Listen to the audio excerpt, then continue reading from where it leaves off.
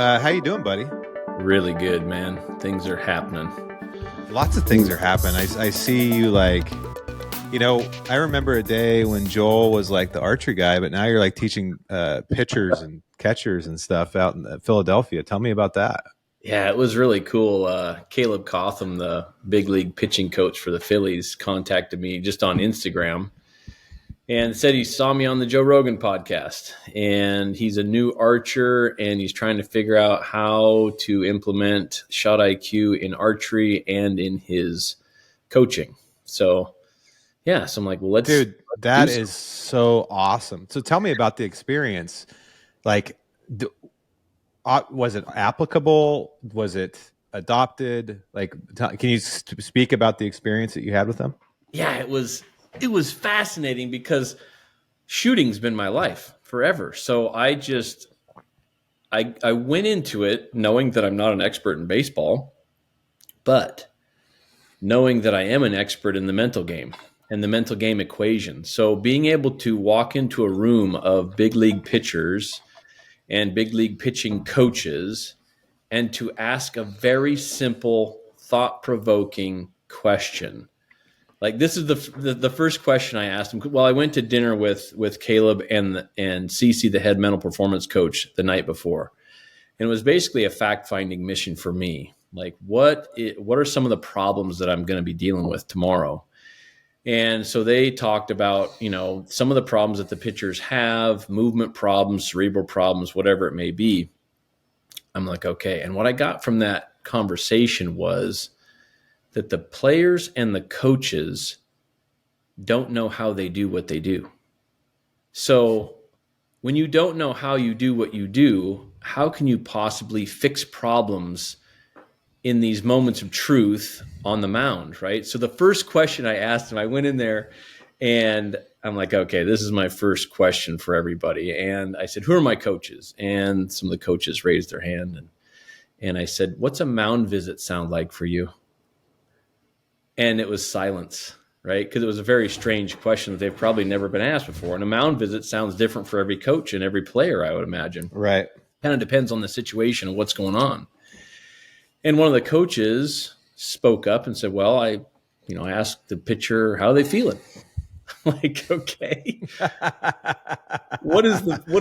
it's funny because all the players are sitting there, they're looking at the coaches and I said, well, what do the players tell you? And they said, well, sometimes they say they're feeling good. Sometimes they say they're feeling bad. I'm like, what a worthless conversation.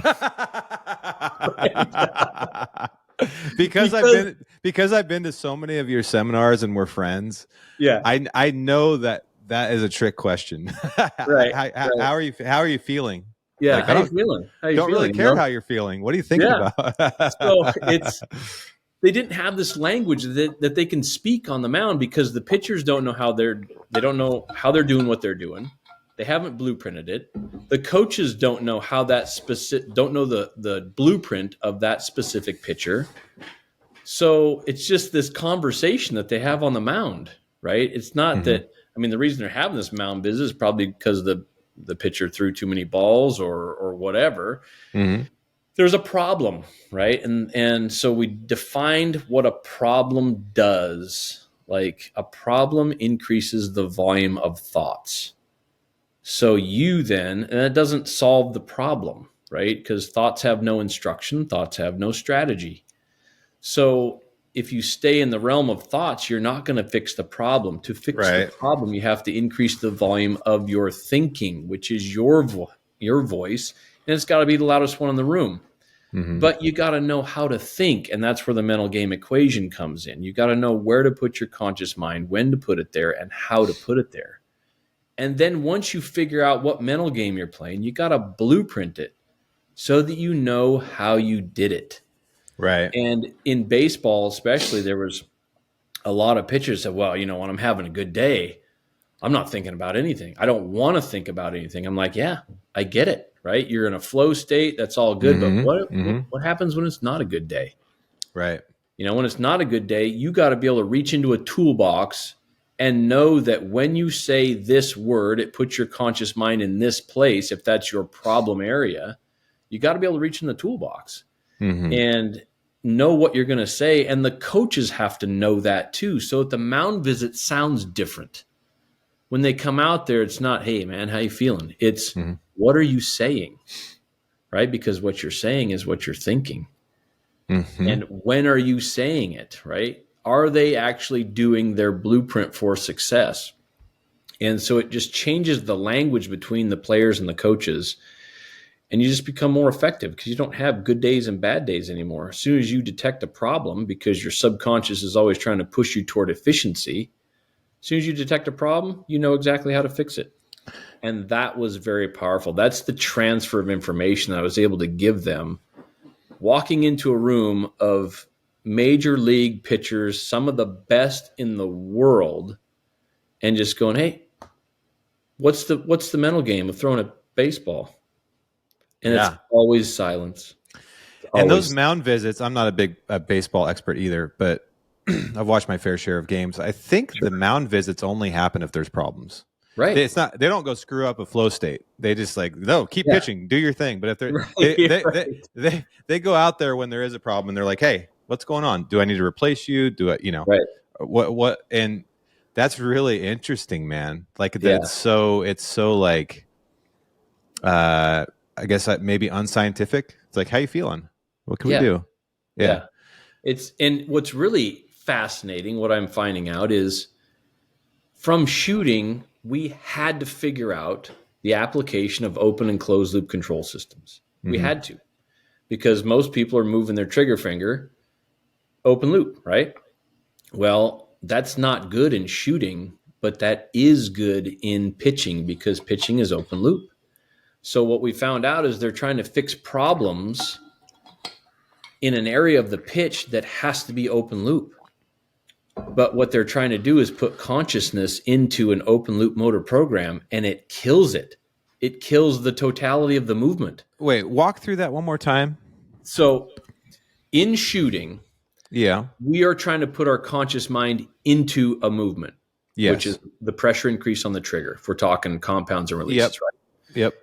In most sports, you have to keep your conscious mind out of the movement.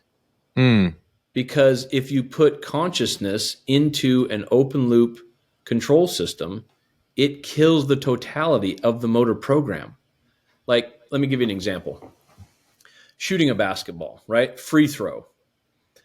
It's the game-winning free throw, right? If you make this, you're going to be an absolute hero. And you have a routine that you do. So you bounce the ball 3 times, and then you spin it in your hand, and then you shake your rear end a little bit, and then you shoot, right? That's your normal routine. On the game winner, there's a problem because there's an increase in the volume of thoughts. If I make this, I'm going to be a hero. Man, I got to make this to support my team. Whatever. Your thought volume has become deafening. So to fix that problem, you have to increase the volume of your thinking. But if you put your thinking or consciousness into the movement itself, it will kill the movement. So if that free throw shooter is like, okay, so they bounce the ball 3 times, they spin it, they shake their butt, and then they're like, I got to break my wrist just right. The Altitude Show is brought to you by Mountain Tough out of Bozeman, Montana.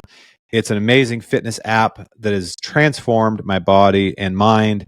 But if you've never heard of Mountain Tough, it's an app. You can get it off the App Store. It's MTN Tough. And basically, it's functional fitness for the mountain athlete. That could mean you're a hunter or just someone who loves to spend time in the mountains, outdoors. There's programs for everybody up to like elite athlete level, all the way to beginner, all the way to people that are a little bit older. I tend to use what they call their minimal gear dailies because that's about how much time I have during the day, which is about 45 minutes. You don't need a lot of gear. I can do it at my home office. It's amazing. It's challenging every time. They change it all the time. They post a workout every day and delete it every day. So Sarah, Dustin, the team over there always take me through an awesome workout. You can use my code Dave20 to get 20% off your subscription. Go over to the App Store, get the app. You're going to love it. Right? Or I got to get the ball to release just right at this. If they put their consciousness, if they think about the movement, it kills the movement. So they got to put their conscious mind somewhere else. Where should they put it? What guides the ball? What is figuring out the trajectory path? What's figuring out the distance? Their eyes. So I want you to, if you watch a basketball game, this is so fascinating, bro. If you watch a basketball game now, you will see that when the player puts their eyes on the rim after power has been put to the ball, they will miss almost every time. Puts So their you have eyes to, on the rim after power has been put on. So like after it releases from their fingers. no, just any movement toward the basket. Once power has been put to the ball, because if they put power to the ball, but their eyes aren't on the rim, your eyes can't figure out the trajectory path of it. Okay. Right? So, I trained a local high school girls basketball team here. And I asked them, I said, what do you say to yourself in a free throw? And one of the girls said, I say follow through. Well, that instantly tells you that she's putting her conscious mind in the movement instead of in her eyes, instead of in the governing body of where the ball goes. Does this relate to why there is some merit in picking a spot? I know that it's not the right language, but like how instinctive, there's some guys that like, I'll call out like Fred Eichler types that are really good instinctive shots, and they just can look at something and shoot it. Whereas like me, I need to reference something. But I still am staring at that spot. Does that make sense?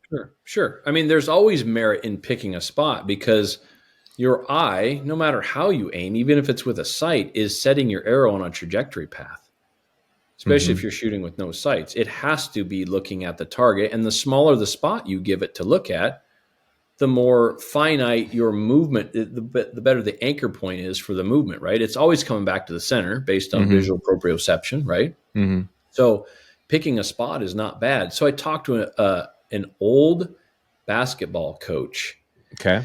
And what he would do, not knowing any of this stuff, is he would write numbers on the front of the rim. Like he'd get on a ladder and get up there and write a number on the front of the rim. And he would make his people call out the number before they shot. So what did he do? He effectively put their eyes on the target before power was put to the ball.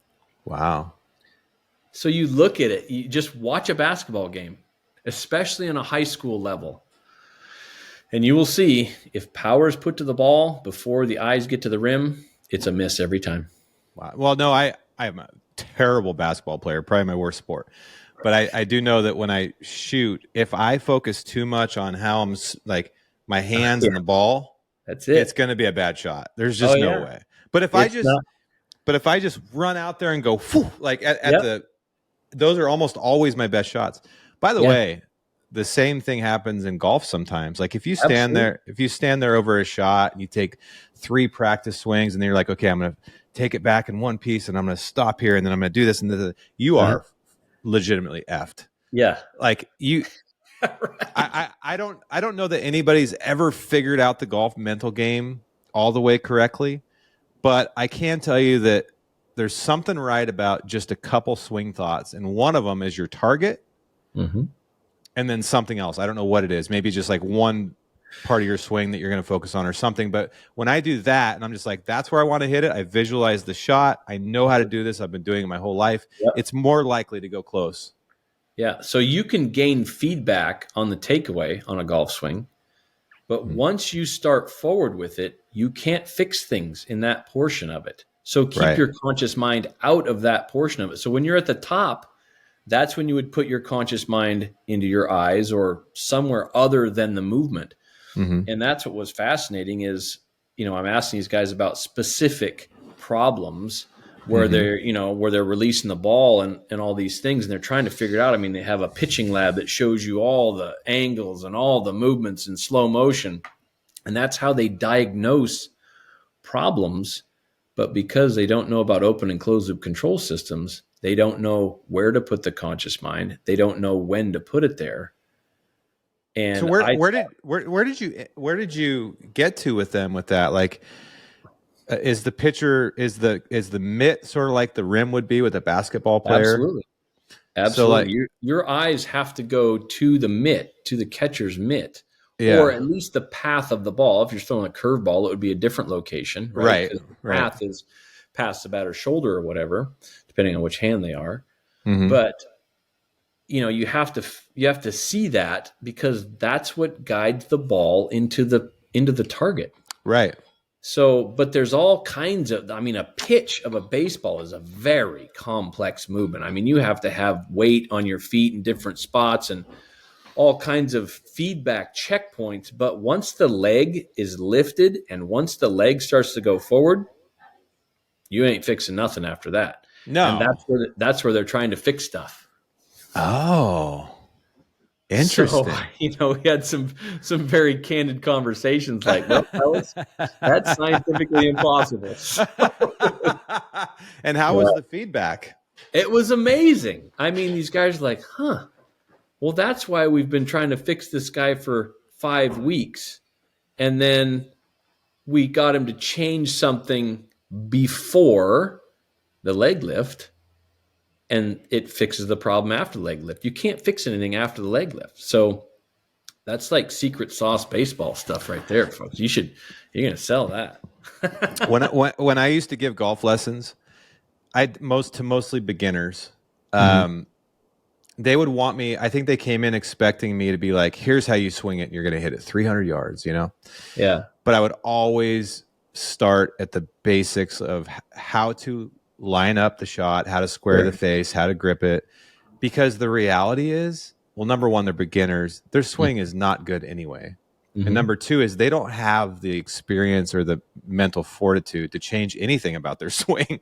It's like, if we can just get these fundamental things correct and you start off that swing correctly, Uh-huh. we're going to close. We're going to knock out a bunch of low hanging fruit. Now, as you get to be a Yeah. professional at anything, obviously Sure. that changes. But I think that kind of jives with what you're saying, which is past a certain point in some of these movements, you can't change anything. Can't change it. Especially It's these pitchers have thrown tens of thousands of pitches, and and a lot of those bad habits are ingrained Mm-hmm. way beyond anything you can change in a day.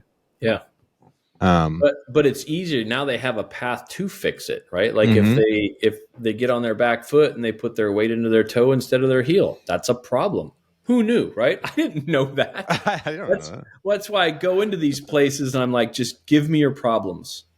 Just give me your problems. We plug it into the mental game equation, Yep. and it gives us the solution, especially with what we know about open and closed loop control systems and just all the stuff that we've gone through in shooting. Mm-hmm. I would love for you to come to a jujitsu class sometime Yeah. and analyze it the same way, because I've found, 18 months in or 16 months in, and some of these movements are becoming unconscious. Mm-hmm. But I still find that, what am I trying to say? I'm trying to say everything's happening so quickly. Mm-hmm.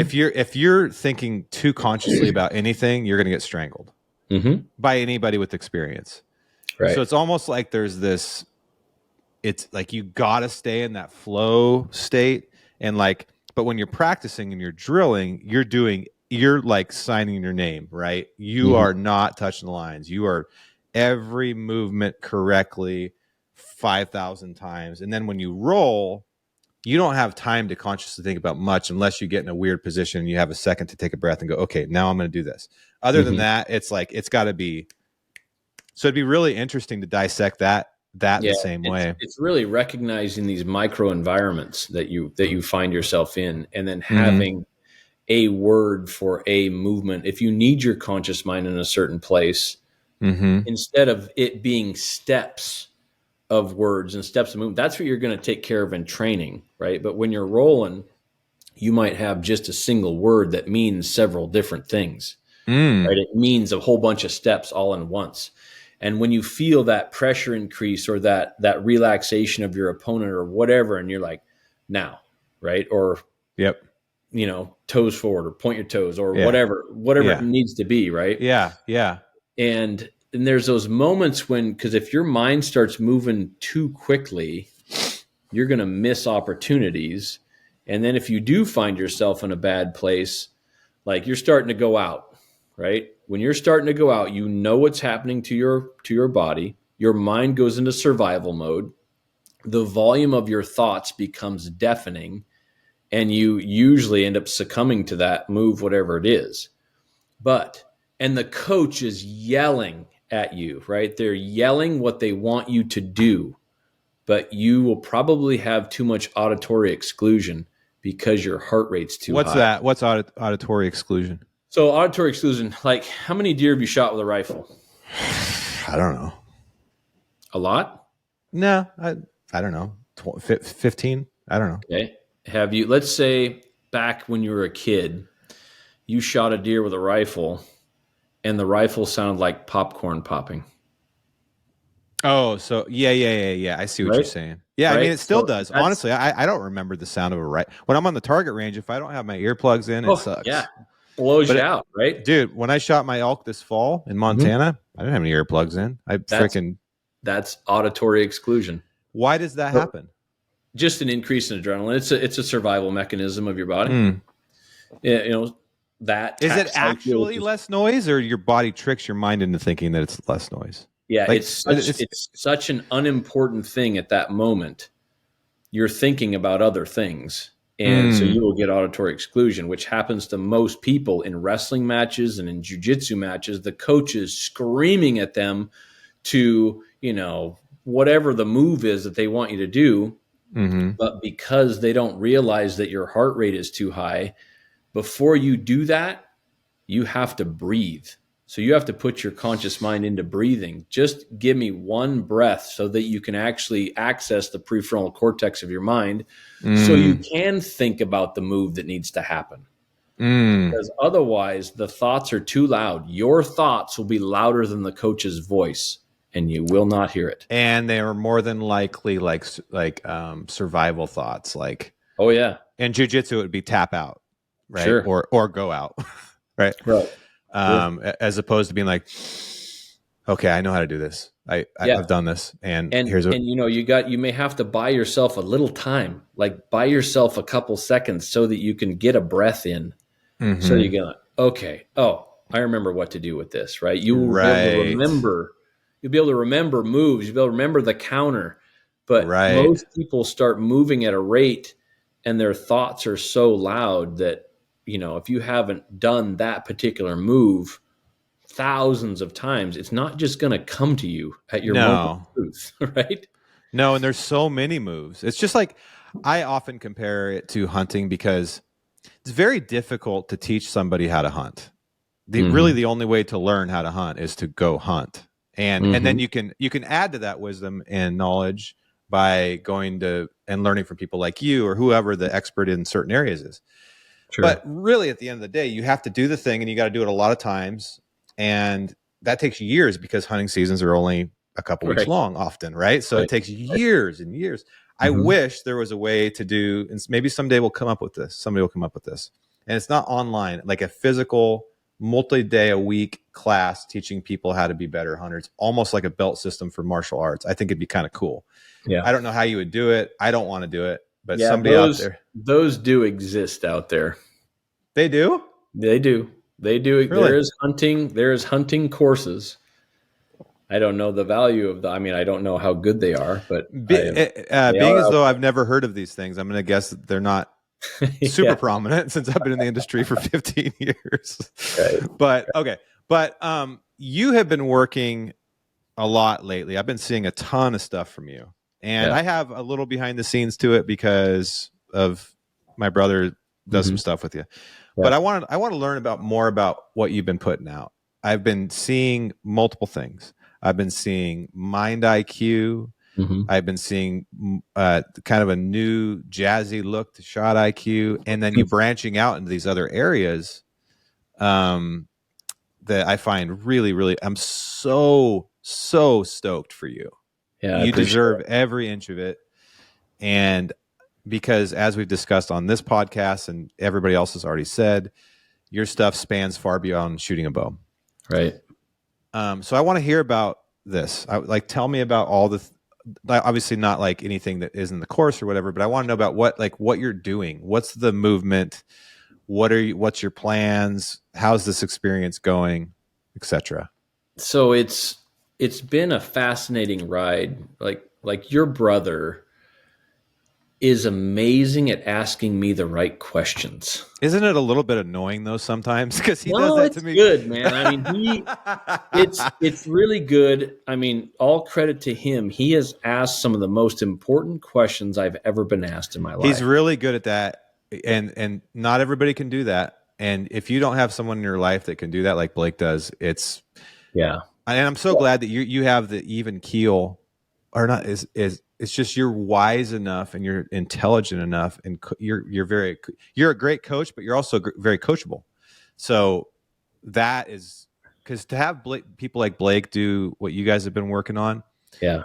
that takes like you got to put your ego aside and Yeah. go, tell me, I'm here. I'm not insecure. I know what I do is great, but how can we get better? What do we need to do? So anyways, I'll Right. let you go, but yeah, So, props to Blake. so him asking the question, can you define the mental game?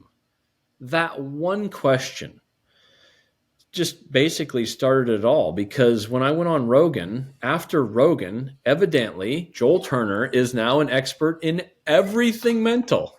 like, I'm like, why are these baseball players calling me? Why are these hockey players calling me? Why are these PGA golfers calling me? I don't do any of those things, right? But Right. because Joe Rogan said that I'm an expert or what we do it because he Hey. said what we do at Shot IQ is applicable to everything else in life. I'm like, man, Joe, I like your thinking, but I don't know how to explain it at this point.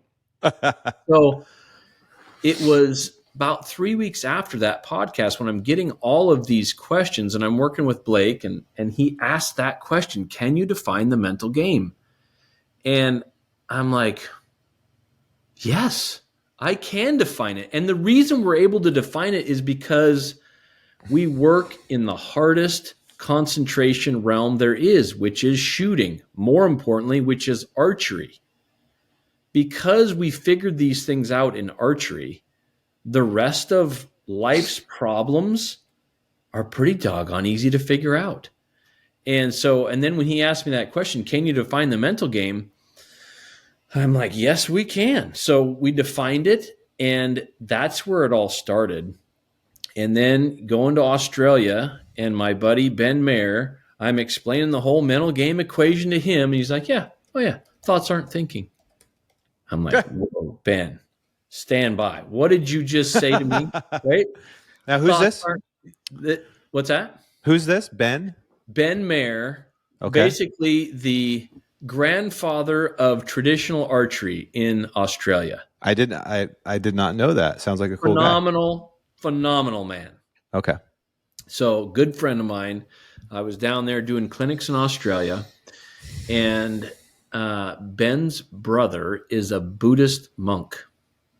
Wow. And so that's where thoughts aren't thinking. That statement, that's where that comes from, is Buddhism, Oh, right? The statement, it is what it is, that comes from Buddhism. really? So, yeah, I didn't who know that. knew? Who knew? So I got this cultural education down there. But Ben said that to me, thoughts aren't thinking. And I took that and just expounded on it, right? Thoughts have no instruction. Thoughts have no strategy. Thoughts do not solve problems. Thinking is what solves problems, but you got to know how to do that. And you got to know where to put it and when to put it there. And we're talking about consciousness, right? Consciousness, thinking, concentration, all the same thing, right? Mindfulness, Right. it's all the same thing, Right. right? So just Blake asking me that question is what started it all. And then Ben giving me that thoughts aren't thinking. And then I just take these things because I don't know that they'd been expounded on before. Like, what does that really mean? Thoughts aren't thinking. What is the mental game, right? What's the definition of it? And so when I ask people those questions, what's the mental game of whatever? It's always silence, or it's some made up thing that's not necessarily reasonable. I'm like, with what you just said, how do you practice that? Right? Unless you know the actual mental game equation. And it's the same equation for literally everything. Like, that's how I can walk into these places, not being an expert in anything, right? Except maybe some shooting stuff, but I can walk into a very high level place with all high level people. I'm like, give me your problems. And then we just start plugging them into the equation. And it gives you the mental game of the solution, which means something that you can actually practice. Because people say they're working on the mental game all the time. I'm like, what does that mean? Yeah. What are you practicing? How do you actually practice that? So it's been a fascinating ride. It's been a short journey so far. I mean, I just started working with Blake last year, but it's been a short journey, but man, it is starting to really roll. So like being able to work with the Phillies. I just, right before you called, I've got my Phillies shirt on, right? Because I just did an interview with was it NBC Philadelphia Oh, about me. wow. Yeah, about me coming down and they interviewed Caleb Cotham, the big league pitching coach for the Phillies, and they interviewed Wow, me. man. And, What a ride, right? it's fascinating. So, this next weekend, I'm going down to train some of what I consider the smartest people in the world in Texas. I get to go down there and I get to meet these people that I highly respect, and I think I'm going to mentally destroy them. Well, that they wouldn't hire you if they didn't want a challenge. Right. So it's going to be fascinating for me to ask certain people these questions that I ask everybody, right? Like, Yes. the signature test, the thoughts aren't thinking. What's the mental game for what you do? And Yeah. I'm really excited to ask these people these questions, and the world will be able to see it soon on social media, I'm sure. But Are you obviously archery is your life and it's still yeah, the center of your universe. sure, I don't envision that changing, but what you're doing is you're taking this concept and applying it to these other activities and things to improve people's lives because they're passionate about their thing, or maybe even make a living. In the Phillies case, they literally sure, have to perform to get paid, otherwise they get fired, right, right? sure. So, but you will still keep at the center of your universe archery, I assume, correct? Absolutely, because archery is the basis for all of this stuff. Like, I was dealing with a person the other day that was having debilitating anxiety attacks, panic attacks, right? I'm like, okay. So you're a And mental health coach now too? I guess so. So, Joel Turner is the but I number one but go-to mental health but coach. think of this, right? Think of this, especially you have dealt with target panic. I've dealt with target panic. We're all constantly dealing with target panic. So I asked this lady, I said, and I know I've trained her in shooting before.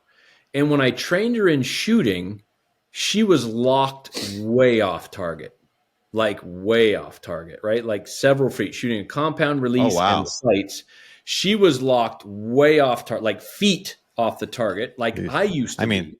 I can't say that's crazy because I used to do that too. So Right. I used to be exactly as she was. yeah. But that showed me that she's got some anxiety in her life, in her shooting, whatever. And then it came out all of a sudden with some panic attacks. And so I asked her, I said, since you've been having these panic attacks, have you shot your bow? She goes, no, I haven't. She goes, I didn't even want to shoot my bow. I said, you have to go shoot your bow, because every archery shot is a miniature panic attack. Is it not? Think of it that way, right? Totally. I've never heard of it. I've never heard of that, but yes, I totally agree. So if you go out, like if you're having these panic attacks in your life, but you have archery in your life, if you have a controlled shot in your life, because otherwise you're just going to be this miniature panic attack is going to take over every single shot and you'll punch the trigger. But if you have the knowledge that we've given you at Shot IQ, and you know how to override your own central nervous system for an archery shot, which is one of the most difficult things for the human mind to comprehend, think about how that can help you in your giant panic attacks, Oh, right? dude. You go out and you shoot your bow and you're like, hell yes, I am so proud of this shot. I want to send this video to Joel Turner, right? I am so proud of this shot. I overrode my central nervous system. I did it. Yep. Now you take that skill set to your bigger panic attack, right? But for cerebral problems, with the fillies I'm dealing with, movement problems. For this particular situation, it was a cerebral problem. So the first mental game that has to be played in most cerebral problems is breathing. Because you've got to get your heart rate down so that you can think again. Because if your heart rate's too high, the volume of your thoughts is too high. And you have to increase the volume of your thinking, but you can't even access your thinking until your heart rate comes down a bit. So first things first, you feel the anxiety coming in, you do some breathing technique, whatever. I mean, there's lots of them. Choose one that lowers your heart rate the best. And then now you got a new mental game to play. Once you've gained control of your breathing, you've now accessed your prefrontal cortex. Now we can think, okay, where do you need to put your conscious mind in an anxiety attack? Well, you need to zoom out. You need to zoom out from the problem, because people with anxiety attacks have lost perspective. That's the problem. They've lost perspective for just a moment. I'm like, you got to look at it from a bigger view, like zoom out. Those are the words that you use. When do you use them? After you've gained control of your breathing. How do you get your conscious mind to zoom out? Speech, right? That constant. It's in the mental game equation. So getting her to just get a hold of her breathing for just a moment, and then say those words, zoom out or big picture. And then you can zoom out away from the problem and realize that your fears are not real, right? You've got a roof over your head. You've got a nice vehicle. You get to hunt all the time. Nobody's shooting at you, right? Yeah. Regain your perspective and you're like, oh, okay, this is not real. I'm going to just keep on going. Yeah. So, but practicing controlled shooting in archery is the catalyst for fixing a ton of cerebral problems. But you can't just shoot archery. It has to be controlled archery. Like, remember, we're using our bow for concentration practice. You're not just out there shooting your bow.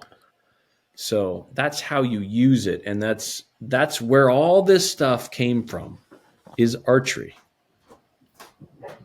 That makes so much sense. Yeah. The mini panic attack comment. Every That's one of so them true. Yeah. is a miniature anxiety attack that you are completely conquering when you shoot a control when you shot. do it correctly. Yeah, for sure. For sure. And as someone who's had anxiety, still continues to have anxiety, much less now than before. But the biggest problem with it, especially when you pair it with depression, when you merge the two, you're not only in that heightened state of like your heart rate's too high, you can't think, but the depression also adds some more irrationality to it, right? To where you feel like there's no way out. Just go back to that statement. Thoughts are not thinking. Right? Exactly. If you are depressed, it's only because you are stuck in thought. You don't have control of your thoughts. You only have control of your thinking, which is your voice. And it's got to be the loudest one in the room. So getting loud in your own head is just about the ultimate skill that a human being can have. Getting loud in your own head. I had a moment a couple weeks ago where I just was in the dumps. It just wasn't a good week. We all have them. And but I'm on a very disciplined exercise regimen, and I have been for about a year. But this day I did not It was the last thing on earth I wanted. I would have much rather hid and ate some candy. Mm-hmm. Yeah. But the process of tying those fucking shoes up, Uh-huh. turning the lights off in my little area or Mm-hmm. on, and like even just the first warm up was annoying to me. Like, I do not want to be doing this. Son of a bitch. God, this is going to piss me off. Like, I just don't want to. Nothing's right now. But it reminded me of those shots where you're like, I'm going to freaking do this, you motherfucker. And I'm going to walk through this process because I know at the end I'm going to feel great. And it's going to be, this is the right way to do it. And actually, these are the moments that the easy moments to work out are easy to conquer. Easy. This moment is the one that actually matters the most, because if I can't conquer this moment, there's more of these coming. And that means the whole chain's broken. Because I can't remember it, but I've heard it said in more brilliant ways than I can. But basically, the easy parts of life are easy, right? Like when things are coming easy, it's easy. Where you make your money, or where really the rubber meets the road, is those moments. And maybe that can be applied right back to shooting. It can be where it's easy to shoot at a target when you're by yourself, and like the anxiety's there, but it's not very high. Throw a 6x6 bull slobbering and bugling, and a camera behind your shoulder, and 3 weeks of sleep deprivation and excitement.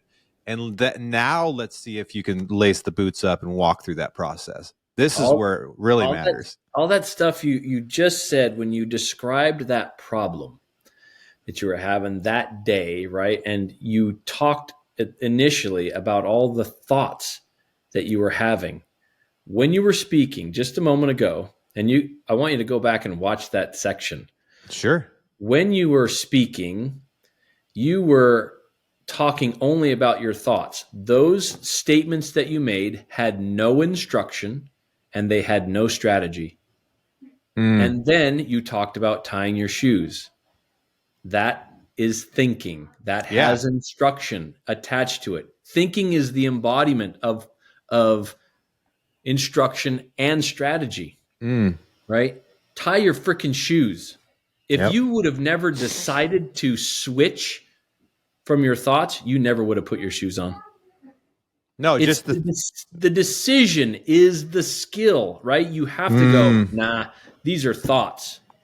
I got to increase the volume of my thinking, which is my voice. I've got to be the loudest one in the room. And here's the thing is, what a great exercise that you just went through of overriding your own central nervous system, overriding the limbic system in your brain that says, nah, Dave, we don't need to work out today. Let's go hide in the corner and eat candy, right? The limbic system loves that. Yeah. Right? Subconscious loves that. But the conscious mind, you're like, nah, man, you're such a sissy. Right? So what a great exercise for you to go through in that. And you're right. Even just tying those shoes, it reminds me now, thinking through it, of your signature exercise or whatever, or maybe it's like attaching the release and just going, okay, here I go, whatever. But it was like, this is the first conscious movement that I'm going to make. And then I'm going to go turn the lights on in my damn gym. And then I'm going to grab the kettlebell and I'm going to set it next to my foot and I'm going to hit play on the workout. And then I'm going to do every movement and it's going to suck. But I'm going to do those steps. And then 35 minutes later, I got a sweat and I feel great. And it's one of those things where, do you agree that the most important time to go through that process in a shot or whatever the thing is are the moments where it's the hardest? That's why you say seek that stress, seek those moments, overcome them. And then the easy ones are easy, man. Yeah. You had to get loud, right? So I'm in there training all the pitchers, and this one pitcher says, what do you mean get loud, in my own head? I didn't even answer him. I looked at the coaches and I said, when's the last time you forced him to get loud? And they're like, what do you mean? I said, when's the last time, like what we do in shooting all the time, right? I'm shaking the crap out of your bow. I'm making you shoot on one foot. I'm yelling at you. I'm tapping you on the head with an arrow, whatever. That doesn't seem to exist very much in the sports world. I'm like, when was the last time that pitcher pitched a bullpen and which is just basically pitching practice, right? And there was 10 other pitchers standing around the mound yelling at them. I bet they've never been asked that before. They've never done it before. That's crazy. Right? So it's, they're not forcing their people to get loud.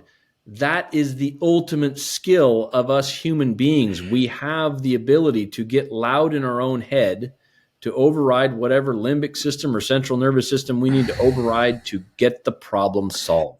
And correct me if I'm wrong, but the crowd doesn't count, because the crowd, I know this as a musician, I can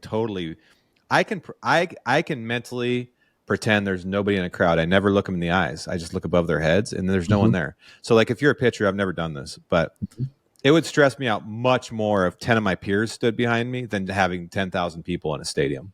Sure, whatever it is, it's just a problem. It increases the volume of thoughts. Like if mom and dad are in the stadium, if your coach just yelled at you, if whatever. Learn to use a crowd, right? I like to use people because, as you've seen in my presentations, I'm very interactive with the crowd because I love asking them these questions that I really don't think they're going to have the answer to. Maybe I will run into that someday, and that'll be awesome. But learn to use the stress to make you stronger. And that's do you remember the Stone Cold Killer? Stone Cold Killer. So you were given a seminar in Oregon here a few years ago, and I can't remember what question you asked. I won't mention his name. He's a friend of all of ours. But you asked something like, raise your hand if you've ever, struggled and missed an animal or something like this. Or something, and everybody raised their hand, right? Except for this one guy. You're like, you have never, like, whatever the thing was. He's like, nope, I'm a stone cold killer. You don't remember this? No. So now my dad and I have this guy nicknamed Stone Cold Killer. Okay, but he oh yeah, he's a killer for sure. There's no doubt about that. And actually, he's one of those guys that kind of is stone cold. Like he. Allegedly has never really struggled with a lot of things. And as you've admitted in the past, there are people that exist that are just wired differently. And absolutely. And it's a personality thing, right? But here's the thing. At some point, that person being a stone cold killer, or if they're an amazing pitcher with this super calm personality, if you don't know how you do what you do, how are you ever going to pass that on to the next generation? At some point, you're going to age out of being a major league pitcher. At some point, you're going to be so old that you can't get up the mountain and you just hunt in other ways. Right? And then you've got a grandson or you've got a granddaughter or whatever it may be. You take this young person, and if you don't know how you were a stone cold killer, that is now wasted information for the human race. Yeah. Right. Because we don't ask the right questions. Like I had never been asked to define the mental game before. I had not been asked the right question, and I wasn't asking the right questions either. So that's a hugely missed opportunity that we see all the time is, I've got all these coaches. I mean, the baseball teams have coaches on top of coaches for the coaches, mental performance coaches, There's so many coaches walking around there, and hopefully some of them were players, but very few of them really knew how they did what they did. And even that's just as simple as, what did you say to yourself when you threw a pitch? When did you say it? Right. Just that information will give you the world, because that's how you did what you did. And now that we know that, we can truly harness the power of it. Well, I like what you said, though, about passing it on. I've thought there's hunters that I know specifically, because hunters tend to be pretty secretive, mostly for good reason. But especially these solo guys, these guys that hunt primarily solo. And then there's a couple people in my mind where I'm like, I think about like, what's going to you have so much knowledge and so many wonderful and amazing experiences. And when you die, all of it's gone. your spots, your knowledge, your wild experiences and stuff. And for the guys that aren't sharing these stories or writing books or whatever, I think about that. Like one person in particular I'm talking about is probably one of the best hunters I've ever known. And he doesn't tell anybody anything. The only things he's ever told me, he's specifically told me not to talk about on this podcast. Mm-hmm. And he's highly effective at what he does. And I know how he does it. Mm-hmm. And I'm just like, man, it's a little bit of a, I get it. He's worked hard at it, but also I'm like, dude, I don't want all that stuff to be lost that's in your head. Like it's so valuable, you know? Yeah.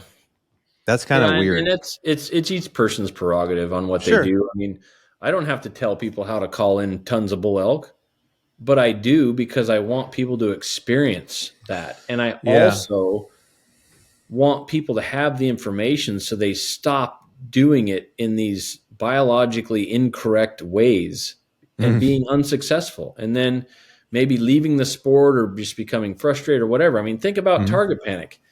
You get these kids in the NASP program, not to call them out, but most of the kids in those programs rot with target panic. Why is that? What's the NAS program for people that It's don't the know? National Archery in the Schools program. Gotcha. And great idea, but probably not executed very well. To introduce people into archery, but their instruction model sends these kids directly into target panic because they already have target panic when they start archery. They just don't know it. Right. It's not a disease. It's something that we're born with. But you watch down the line. If you were to get even with the line in a NAS program in these huge tournaments, you'll see maybe 5% of those kids are actually holding on the spot. They're all shooting no sights. Right. Maybe 5% of them are actually on the spot. The rest of them are locked off target and they yip to the target. Wow. And they're okay at it. And, everybody gets a participation ribbon and then off you go in life. But there's a few anomalies. Those kids that can actually hold on the spot, they destroy everybody else. Right. So if that kid or if the coaches knew how that kid does what he does, then you can actually share that information and then you can retain way more people in the sport that we love of archery. Well, they need to hire Joel Turner to fix that program. Well, yeah, no kidding. Where does it go from here? Like, where do you want it to go? Do you want to keep expanding into these different activities? Is that something that you want and you're encouraging? Yeah, or I do. I mean, so we've got the Turner model. Uh-huh. Turner model is basically the mothership. It's the umbrella of the online courses, which is Shot IQ and Mind IQ. So we made an online course, and with the massive help of your brother, and some other folks, made the online course in Mind IQ, which is what we do at Shot IQ for the rest of life. It's the science of how you do what you do. It's the mental game equation. It's the thoughts aren't thinking. What does that really mean? How do you apply that to your specific movement problem or cerebral problem? So that online course is out there. But really, it's about speaking and me getting in front of people and just opening this can of worms because it's just not open yet. And we're still stuck in, I'm working on the mental game. Oh, good job. What does that mean? What the hell does that mean, right? So just like I said, I consider myself the master of the unknown obvious. There are people doing it already, but because they don't know how they're doing it, they're not truly harnessing the power of it, right? This is Mind IQ, Turner model, Shot IQ, whatever your problem is, this is how you become the ultimate problem solver. That's a cool way to look at it. Right? You become the ultimate problem solver. Whatever problem you come upon, you know how to dissect it into the mental game equation. It gives you the mental game of the solution, something that you can actually practice. So that allows you to master these things. It's not, people can physically master things, but if they don't have the mental mastery of it, it's a fleeting moment in time and you'll keep having these good days and bad days. Let's figure out how we do what we do. There's people that are just naturally, there's a jiu-jitsu guy I follow who Mm-hmm. got his black belt in 5 years as opposed to 10, which is the average. Mm-hmm. And he's just really talented. I mean, he was beating black belts the first week in class. Mm-hmm. But he's just now getting to the point where he could probably actually explain what he's doing. Mm-hmm. And like where the techniques coming in and the specific movements when he gets up against these other world-class guys. Mm-hmm. So I think there's people out there that are just naturally gifted, but you can't make the argument that if they could actually blueprint it, that they wouldn't get better. They may be damn good, like Tiger Woods. Tiger Woods was great, like a great golfer in college and high school. He dominated everybody. Mm-hmm. But when he got his teacher, Butch Harmon, his coach, Mm-hmm. and he started working with him, his game at 10x, right? Mm-hmm. Like, I don't know why it was specifically what they did or whatever, but my guess is really started to break down all the things as opposed to just leaning on natural talent and like mental toughness and Yep. will and all these things. So you can't make the argument that no matter how good you are at the thing, that it won't make you better just trying to blueprint it and have Mm-hmm. this process and these tactics and strategies to And work through problems. right, for those people that are afraid, there's a lot of people that are afraid and they think that overthinking it will screw it up. That is true because your thinking, your consciousness is placed in the wrong arena, right? It's not put in a place where it can help you. It's put where it is actually detrimental. But you have to know that. The only way you're going to know that is by knowing open and closed loop control systems, right? So it's not that you're overthinking, it's just that you're thinking incorrectly. So when you finally map out your thinking, like this phenomenal jiu-jitsu guy, have you ever asked him what he says to himself Well, during his... I don't know him. I would love to. I would That's love the him. question. What are Yeah. you saying out there? And if he tells you nothing, that's an answer too, right? But that means that he's trained to the point of his subconscious is running everything. But when it's a bad day, what we've done is if you're having a good day, like I said, man, just keep on rocking, just keep on doing your thing. But when it's a bad day, you have to have a toolbox and you got to know how to use the tools that you have placed in there. You are the one that makes the tools and you place them in there. This is the word I say at this moment in my pitch. This is the word I say at this moment on my shot. Whatever your thing is, right? If it's a movement issue or a cerebral issue, you figure out the where, you figure out the when, we know the how. How can we stress to more hunters how important off-season hunting is and actually shooting at game? Like you've done classes.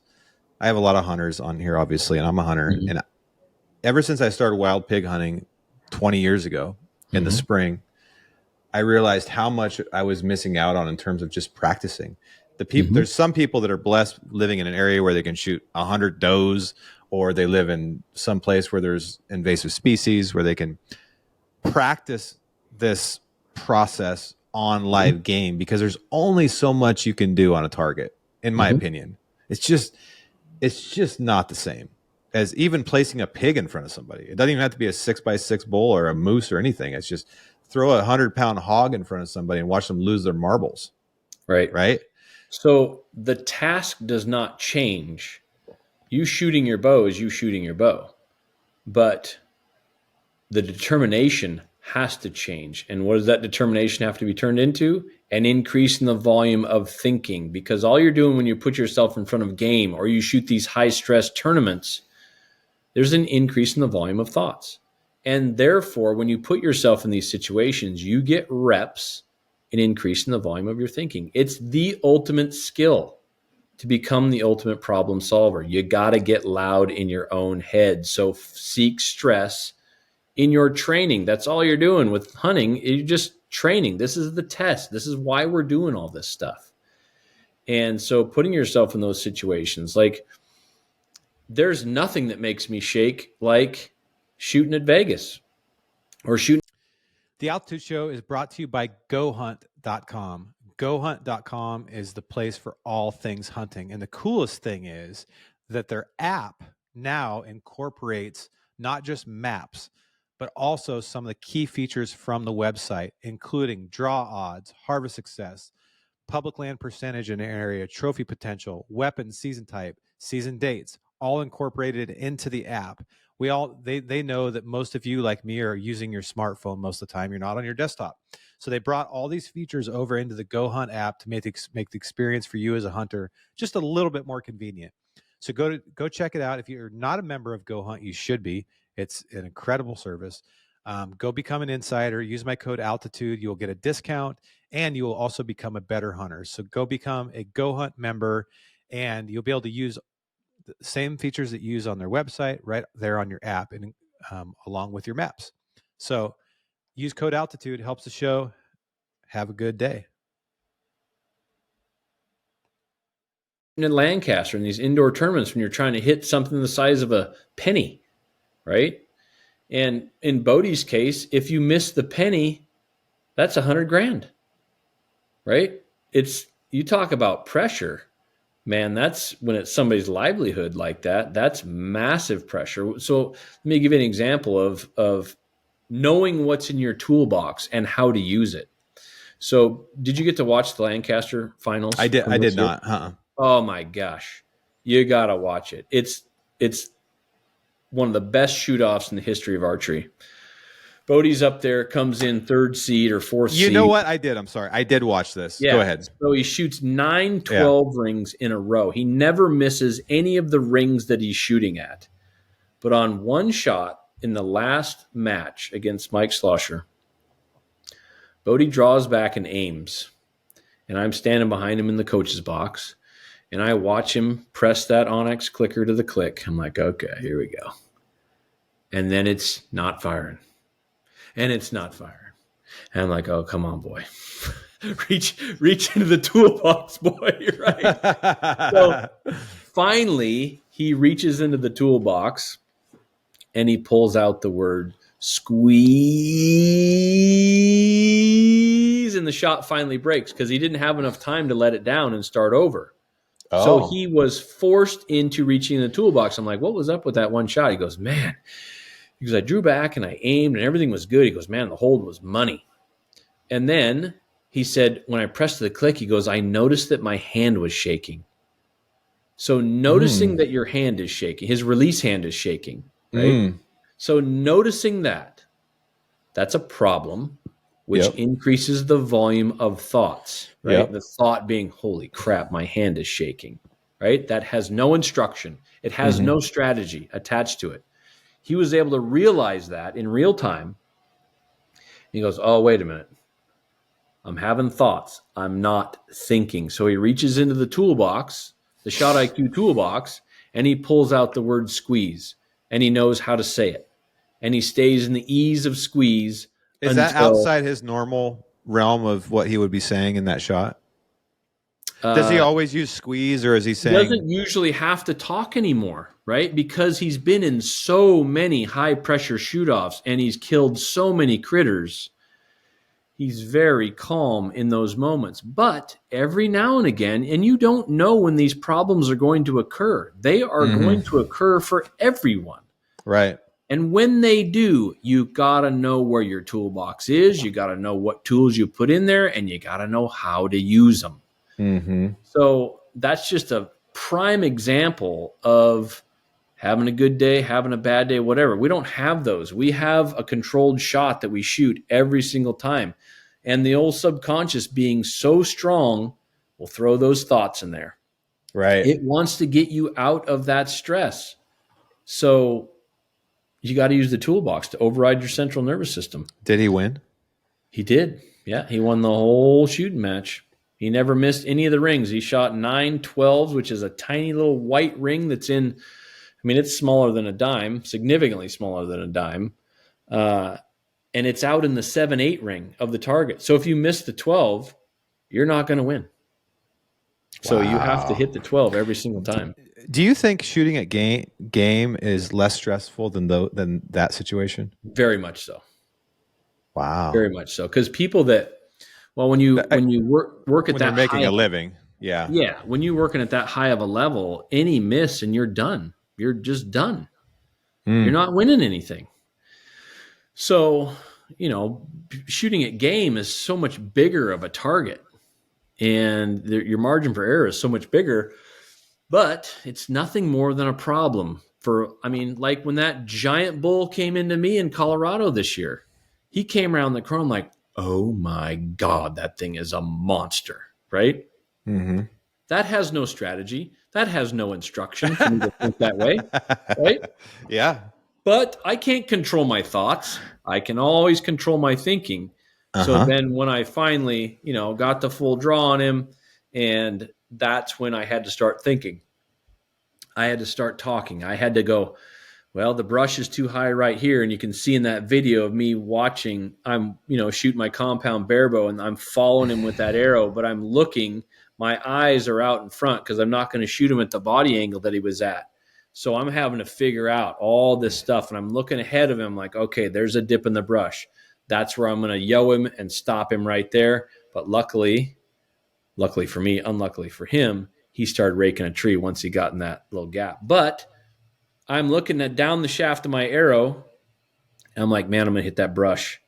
So I'm at 12,000 feet, and it is steep where I'm at. I had to dig a hole for my back foot, so I had some level ground to put my foot on. And I'm looking down the shaft of my arrow. This giant bull, bigger than any bull I've ever dealt with, is at 15 yards, raking a tree broadside. And I'm like, I'm going to hit that brush. I got to get over that brush. So I had to stand up on my tippy toes, which makes you extremely unstable. And you can Right. see all this stuff in the video of the GoPro. I mean, you see me raise up just a little bit. Right. And I'm shaking like a dog crapping tacks, right? Doesn't matter. My only job is to move the trigger. So I had to self-instruct myself through that. And, putting yourself in these situations is a must. You have to seek the stress so that you get reps in getting loud in your own head. Yeah. Yeah. Well, I think that for those of us that don't, I've always wanted to do a tournament because of what you're describing. I've never done one. I mean, when I was a kid, I did some silly ones, but I haven't done a serious archery tournament before. Not to say that I'm qualified to do at that level that you're talking, but just more like local and regional. You have to. Like, I finally got my brother to go shoot Vegas. I got one of my best friends to finally go shoot Vegas. Go shoot at Vegas and stand on that line. People are like, it's no big deal, right? It's indoors, 20 yards, no big deal, right? You stand on that yellow line and they say, this is your first scoring end. And, your legs start to shake. Your bow arm starts to feel weak. You're like, what the hell is happening to my body? Right? And talking about you can never take the same body with you. So you must take the same mind to the line, to the hunt, to the mound, whatever that may be. But to know what that mind is, you have to have blueprinted how you do what you do. Right. Right. Is that the closest replica of it's probably the closest replica you can get to shooting at games, since it's more stressful than shooting at games. So maybe for people like me and those out there that want to improve their game at game, it's like enter some tournaments. I can tell you for a fact, because I have a jiu-jitsu tournament next week, which will probably be one of the last ones I do, but I'm doing it only, and I mean only, just to conquer my mind. Because going into a room full of people that are 10 years younger than you, that are trying to kill you, is a real brain fuck. Oh yeah. Like it's nerve wracking. Yeah. And I did it last year, and I'm like, dude, I'm scared. I'm legitimately scared. And I did it, and I got done, and I'm like, I'm proud of myself for doing that. I lost. This time's a bit different, but I'm like, I like challenging my mind like that. I like going into those environments. And with archery, I've kind of, I won't say conquered, because I know that at any point it can come back. But I used to dread shooting with people. The Total Archery Challenge seemed like a nightmare to me. Now, no problem, man. No problem. And credit to you, by the way. Thank you. Like, that's not even having 50 people stand behind me at Total Archery Challenge and watching me shoot isn't even remotely in the same ballpark as shooting at a bull elk to me. Yeah. If there was something attached to it, to your point, like if I was going for $100,000, that would definitely change it. Or if Mhm. it was, for a title or something. But usually it's just social. You're just having fun, Right. right? But I want more of that in archery because that has helped me so much. Just the progress that I made, but I still think I know there's more progress to make because the bulls that I shot at last year, I executed 90% better than I would have done 5 years ago. Mm-hmm. But I still made a couple mental F ups. Mm-hmm. Maybe not as much in the actual shot mechanics Mm-hmm. and more in just little details that I should have been able to consciously know, like limbs and stuff like that. That Mm-hmm. I'm experienced enough to know that I should have just done something a little bit different and the outcome would have been different. But I still consider that part of the mental game. Like, Sure. because when you get excited, you miss the details. Like, oh shit, that Mm-hmm. limb, or just maybe just let them take one more step, Mm-hmm. or just staying just a little bit more conscious. I think I would have had a freaking another world class Roosevelt last year. I mean, I would Right. have. It was 30 freaking yards Yeah. broadside, You and I gotta and I get whiffed it. loud, bro. I'm telling Dude, you. the problem with that one, Joel, is I was so patient. I was sitting within 150 yards of that bull for 4.5 hours, and I was laying on Mm. my ass, and I had cows around me the entire time. I was fine, dude. I had a 5 point walk right up to me a couple times. I Mm. was like, I felt good. I kept myself in the moment. I was like, this bull is freaking dead. The first pass he makes, he's dead. Mm-hmm. And what happened was is all of a sudden I see this 5 point flying back over the hill towards me, and I hear right, and I see those tines, and it's Yeah. like a 300 Mm-hmm. 310 inch 6x7 Roosevelt coming over the Mm-hmm. hill, which is a remarkable animal. Yeah. And I think my heart rate increased just enough in that moment that, and I didn't have enough time to totally get it under control, that I just made a couple brain errors. Like I said, I went through my shot process. Mm-hmm. That's not the problem. The problem is I shouldn't have shot at that moment. I should have waited. I should have let him come just a little bit more. It was probably 2 or 3 steps, and I would have had him wide open. But I tried to shoot through a hole. Mm. I allowed the anxiety of the moment Mm-hmm. to force myself into thinking that if I don't shoot right now, I'm not going to get a shot. But it's not true. Right. And that has been my number one mistake in archery hunting elk, is being able to control it even just a step beyond the process of the shot. Mm-hmm. Think through, is this the best moment, or would it be better just to just hold on? It's all good. It's good. 2 more steps, buddy. Yeah. But We are the ones that rush the shot. They are not the ones that rush the shot. exactly. Right. Exactly. And I got to lay awake at night, twice a week and think about that. You blibbering idiot. Like, you have been doing this for so long. How do you not let that elk just walk wide open? You think you got to shoot right there. Like, what is that? Is that the same problem as the general ethos of what you talk about? Is that your Sure. mind kind of wanting to get it over with because it's so stressed out? It's just when you have that, oh, I got to do it now. That is a thought. That is not thinking. Right? You're allowing the volume of your thoughts that you can't control. You gotta, and that really comes from experience in hunting. That's what's so difficult about that, is you gotta have these experiences. But again, it's just a problem, which is nothing more than an increase in the volume of thoughts. So you got to get loud, because you're gonna be like, oh man, there it is. Nope, you got to wait. Strategy, right? Nope, you got to wait. Just like when I'm at full draw on that big bull I shot in Washington a few years back. I'm at full draw, looking down the shaft of my arrow. He's 10 yards away, broadside, and I can feel it starting to go.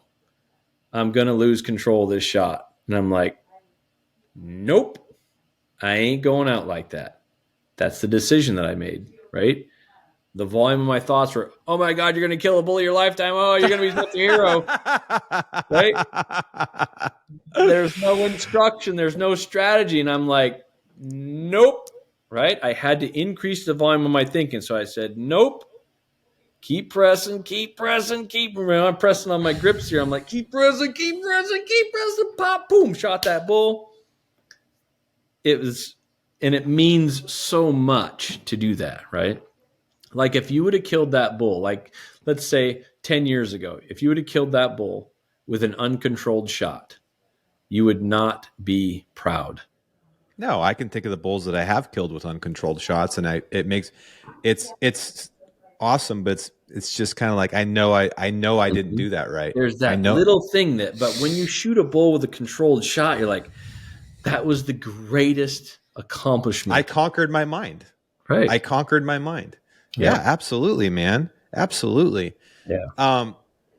I wonder what your thoughts are on we're going to go into the blacktail realm for a second because I know that you love blacktails, and I'm just beginning my love really for blacktails.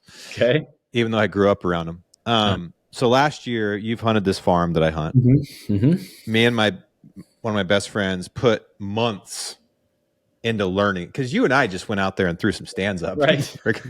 had some fun. Right. We put months into this, a lot of cameras, a lot of time, a lot of everything. And a couple takeaways that I had. One, it doesn't matter how much you prepare for blacktails, they're still blacktails. So you can think you have them all figured out. You're going to go sit there and they're going to twist your mind and make you so frustrated because they show up on their own schedule and you never know what it's going to be. And the reason I'm bringing this up is there's a whole nother mental game that goes beyond the shot, specifically in hunting, but maybe this spans into the rest of the universe too, that I was thinking about when I was in that blacktail stand. My mind wants to go home every minute I'm in that stand. Like, I'm cold, I'm wet. That bucket, he hadn't showed up in 3 days on cameras. Why do I think he's going to show up right now? Yeah. I might as well just go home, call it a day, or shoot the first thing that walks by. And there's this fight. It's constant in my head. Just shoot the forked horn. Just you could, and actually that's what ended up happening. Long story short, I didn't shoot my target buck because I ran out of time, and I got I shot a meat buck or whatever. But this whole month, and by the way, my buddy Brent goes out and on his third or fourth sit, the biggest buck on the farm walks by, he shoots it. Every time I don't go out, the damn buck that I'm trying to kill walks by one of my cameras, right? And I'm sitting in this, and it's like this weird. Tree stands are weird because you're sitting in the middle of a forest, and it's not like you're seeing deer all the time. You're not. Really, the biggest challenge is just fighting right here. Oh yeah, it's just I just want to go walk around so bad or something. Right. And blacktails are the worst because you can't pattern them. They're totally nocturnal. They don't follow any trails. They're a nightmare. I mean, they are a mind screw as far as deer go. They're horrible. So how do you deal with that mind problem though? I mean, I feel like it's just like I said, every minute I got to conquer something. Nope, I'm staying till 2. Nope, I'm staying till 3. Nope, I'm staying till 4. You can't get out till dark now. You might as well stay the whole day. That's right. I haven't seen shit, but, and then the funniest part about this, Joel, is so the first day I sat, my target buck pops out an hour later behind me, 1 o'clock in the afternoon, not on a trail. I'm like, oh my God, holy shit. He's here. Yeah. Grab my bow. And everybody says blacktails don't look up. Wrong. Wrong. Grab my bow, tink my freaking safety harness. He looks up, gone. Oh, no. So I'm thinking, oh my God, I could have ended this on the first day. And so I probably had to sit another, I don't even know what it was. I sat a lot of half days, quarter days, but a lot of days. Finally, I just gave in. I'm like, screw it. The next buck that comes in, I'm drilling them. And I did, and it felt great. I'm like, yeah. Walking off the hill with this buck that I shot, this little buck, and my buddy texts me. He just got a cell phone picture of my target buck headed towards my tree stand. I swear to God, they have trail cameras on us. I think, I'm almost to the point where I like the trail cameras; they're fun, and for me, it's only just knowing, it gives me a little confidence that I know that there's bucks there. There's a lot more bucks on that place than I thought there was. Yeah. Past that, I think they're a distraction, and I think they screw up your strategy because really, at the end of the day, once you have a good spot, it's just about consistency. You just got to be there because Yeah. they're going to show up 3 or 4 times during that month, and you don't know when it's going to be. The cameras aren't going to help you. They're just going to tell you when you should have been there. Yeah. And you So, got to set it up so that they do that. You know, blacktails are notorious for that 100-yard circle. You know, if you're in that spot, they're going to circle that spot to get the wind on that before they come through there. So you got to have some kind of blockade or something on your backside, that like a cliff or something that doesn't allow them to get around behind you to get your wind. Because that's been the biggest killer. Is I think we set up in places that are too close to our desired spot, whether you're hunting over bait or not or whatever, your funnel, and you got to get out of that circle. And I think that, I mean, you talk to these blacktail killers, and that's one of their main things is getting outside of that circle. really, that's Yeah. really interesting. But thinking back through all the data we have now, the small bucks, no problem, dude. You can shoot Sure. those every day. Sure. But those big bucks, the 3 or 4 big bucks we were hunting, my buddy killed one of them, and it wasn't on bait at all. It was just a travel route, and it was a really focused ridge and a really focused spot. And we had a lot of evidence that these bucks in this 3-day stretch just love this. There might have been a hot doe or whatever, and that's where he killed that buck. So it wasn't even on a bait. But if you look at and it's legal to bait in Oregon for those that don't know. Yeah. But if you look at the bait sites, they're great at pulling in does, and they do pull in the big bucks at night. But there was very rare evidence, and I'm talking like maybe under 5 times in 6 or 7 weeks of data in the middle of the rut, where those big bucks come under that stand to the bait in the daylight. Yeah, very difficult to hunt that way. I don't hunt them that way anymore. I get way off of it. Yeah, I think that's the right way to do it. Yeah, just get off and get on the trail. We started getting frustrated. We're like, why are we not getting pictures? Why is there 5 does that are at the bait, and there's no big bucks? But we know, and then on a camera 100 yards away, that big buck's there. And what we noticed was they actually are there, but they're not in that circle. They were coming once we had cameras on the periphery. They were coming and they were going around it, and they were always there around those does, but they don't come into the bait with them. Yeah. So I think you're right. If you can find those spots where, like, I know now that I've watched a little bit out there, I know a couple trails that I'm like, I would just be willing to bet my money on that trail right there. Maybe you still keep the bait sites going or whatever, just to keep the deer on the property, but I don't know, man. It is exciting though, knowing there's deer coming. You know, it is. It's fantastic just seeing a blacktail buck, and then when you like on camera, it's really cool. It's usually at night, but man, when you see one in person and you see that white face coming through the timber, it's like, oh, there he is, dude. It gets your heart rate. Oh, like, boy. I don't know. It's competitive with a big bull elk. I'll tell you that, because they're so hard. At least with elk, I can find elk most days of the season. Generally, I know that I'm in the area of an elk. But those big blacktail bucks, I don't know for sure that they're still on the property. Yeah, I have no idea where these things go. Yeah. And then after the season, in the December raid, we left cameras out in December. It was fascinating, dude. This one buck showed up. We're like, where in the hell did he come from? Holy crap. Yeah. And the reality is he was probably there the whole time. I don't know. Probably. And he's still there right now. We still get pictures. He didn't have horns anymore, but did you go find his sheds? Well, we tried. We tried once last weekend, and we couldn't. You know how it is out there. I mean, there's 100 ferns up to your knees and branches everywhere. Right? We're gonna go try again, but my blacktail, I think that is a real mental battle. The patience thing with hunting is a real mental battle. Yeah, of not giving up, and it's so much easier with whitetails. Like this year, I hunted Montana. It just was such a joy to sit in a tree stand and constantly see deer. It's like, this is so much better, right? But they're not those white-faced giants of the timber. So they aren't. Yeah. Well, I got a plan for this year that I'm hoping you can come back out this year, because we learned a lot, and I think we got it reasonably dialed, you know. Yeah. As much as you can. Yeah, with blacktails. Sure. Dude, I'm so excited about what you're doing, and I'm always so proud of you. I remember the first time that we interacted, and you've come so far, and I respect everything you're doing. I always learn from something from you, I appreciate and it, man. I just, it makes me happy to see all of your success. So congratulations, and it also makes me Thank you. happy that you're working with Blake, my brother, because he is a real genius, and Yeah, he's helped me a lot in my life, and yeah, I love seeing him get out there. So yeah, yeah. He's amazing, and it's quite a journey, and it's just starting, man. it's just beginning. Yeah. Um, where can people get the latest and greatest? Where do they need to go? So the latest and greatest is turnermodel.com. That's the website. It's a very informational page. You'll see that, Blake built that. It's really cool. I mean, as far as websites go, it's amazing.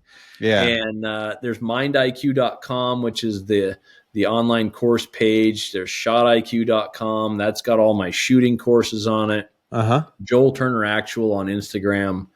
And we're starting to put a bunch more stuff on YouTube. And Are you going to do more elk stuff?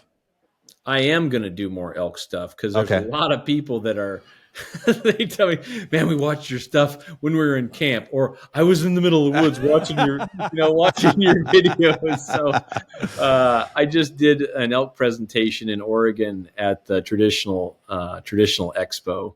Oh, And cool. it was a lot of fun, man. Because Hey, how did that go? I know that's a new model. How was yeah, that?